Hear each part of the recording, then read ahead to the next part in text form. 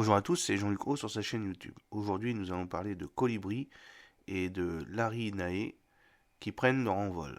C'est l'heure de la vérité pour les 4 concepts de munitions téléopérées MTO imaginés par autant de groupements industriels dans le cadre des appels d'offres à projets Colibri et l'Arinae. Sélectionnés et soutenus par l'Agence de l'innovation de défense AID, ces prototypes entament progressivement les premières démonstrations. Les premiers vols. Ils s'appellent Sphinx, Dart, Styx et Mutant, et tous visent à faire monter la filière défense nationale en maturité sur un segment jusqu'alors inexistant en France. Moins d'un an après la notification des premiers marchés, les 2 prototypes sélectionnés pour Colibri entrent aujourd'hui en phase d'expérimentation, annoncé l'AID à l'occasion du 4e Forum Innovation Défense organisé la semaine passée à Paris. Sphinx, une MTO quadricoptère portée par MBDA et par le droniste d'Aix-en-Provence Novadem, est la première à avoir entamé le cycle de vol d'essai sur base de munitions inertes. C'était il y a un peu plus de 2 semaines au-dessus de Geoffrécourt, l'une des villes de combat du centre d'entraînement aux actions en zone urbaine, sans ZUB, au 94e régiment d'infanterie. Un environnement idéal pour éprouver un quadricoptère mieux adapté à l'environnement urbain. Retenu un peu plus tard, le système DART, dispositif armé de reconnaissance et de destruction, volera quant à lui aux alentours du printemps 2024 sur un site choisi par ses concepteurs, KNDS et DELR. Ces évaluations à partir d'une MTO dotée de sa charge militaire auront lieu autour de l'été prochain. Sphinx devant à nouveau ouvrir le bal, plus complexe, l'Arinae avait également été contractualisée plusieurs mois après Colibri.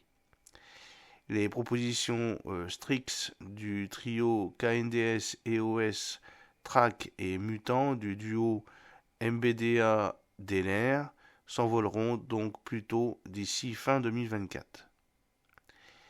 Des 2 côtés, le prochain et le dernier grand jalon sera celui des essais pyrotechniques qui sont programmés 6 mois plus tard, donc pour l'été 2025. Pour d'évidentes questions de sécurité, ceux-ci se dérouleront au sein d'un centre d'essai de la DGA. Il s'agira de confronter les solutions aux réalités du terrain pour en sortir des cas d'usage, déterminer le bon compromis en technologie et masse et rester dans les cordes budgétaires. Il y a des curseurs à mettre à certains endroits, une visibilité sur ce qui est atteignable ou non, que l'Agence Innovation Défense espère atteindre en fin d'expérimentation. Une idée de vers quoi tend le projet Sphinx, poursuivi par Novadem et MBDA pour l'appel à projet Colibri. Un cadre pour la suite. La démarche découle d'une expression de besoin réduite à une poignée de performances que sont une précision métrique pour tous les deux, la capacité de traiter une cible faiblement protégée pour Colibri et une cible blindée pour l'Arinae, 30 minutes d'autonomie et 5 km de portée pour le premier, 1 heure d'autonomie et 50 km de portée pour le second. Nous avons vraiment laissé les industriels venir à nous avec leurs projets, leurs idées. Nous avons amené cela de manière agnostique au niveau de l'architecture, sans idée préconçue, indique l'AID. Des repères clairs et un cadrage souple pour maximiser l'imagination et l'originalité, mais néanmoins accompagné de 2 contraintes, 18 et 24 mois pour déboucher sur un prototype fonctionnel et un coût unitaire récurrent fixé à 20 000 € pour Colibri et 200 000 € pour son grand frère. Si les entreprises engrangent de l'expérience, la partie étatique en profite pour progresser sur les problématiques réglementaires qu'amènent ces nouveaux projets. La réglementation en vigueur et les performances demandées ont ainsi exigé un effort particulier pour disposer de terrains capables d'accueillir ce genre d'expérimentation. Et d'autant plus pour un volet l'Arinae, requérant une élongation de plusieurs dizaines de kilomètres.